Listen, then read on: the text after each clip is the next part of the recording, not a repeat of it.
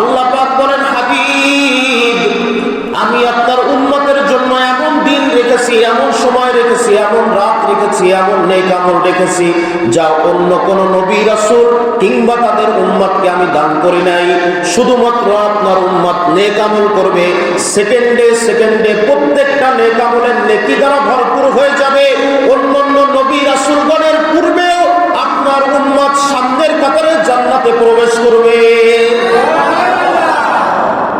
অন্যান্য নবী রাসূলগণ এত আগে যাইতে পারবে না।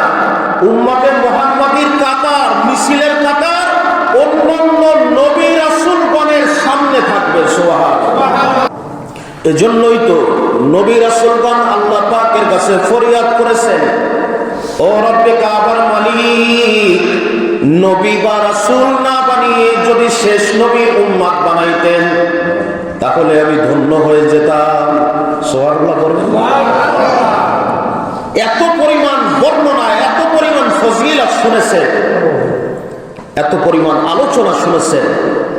অন্যান্য নবী রাসূলগণ আল্লাহ পাকের কাছে এই ফরিয়াদ করেছেন, আমাকে নবী বা রাসূল পয়গম্বর না বানিয়ে শেষ নবীর উম্মত বানালে ধন্য হতাম। সুবহানাল্লাহ।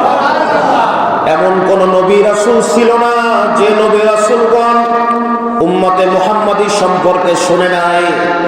এমন কোন নবী রাসূলগণ ছিল না যে নবী রাসূলগণ বিশ্ব নবী সম্পর্কে জানে নাই। প্রত্যেক নবী রাসূলগণ তারা ফরিয়াদ করেছেন, তারা ওসিয়াত করেছেন, তারা বলে গেছেন, শেষ জামানার পয়গম্বর মুহাম্মদ আরবি সাল্লাল্লাহু আলাইহি ওয়াসাল্লামকে যদি পাও আমাদের পক্ষ থেকে সালাম পৌঁছে দিও।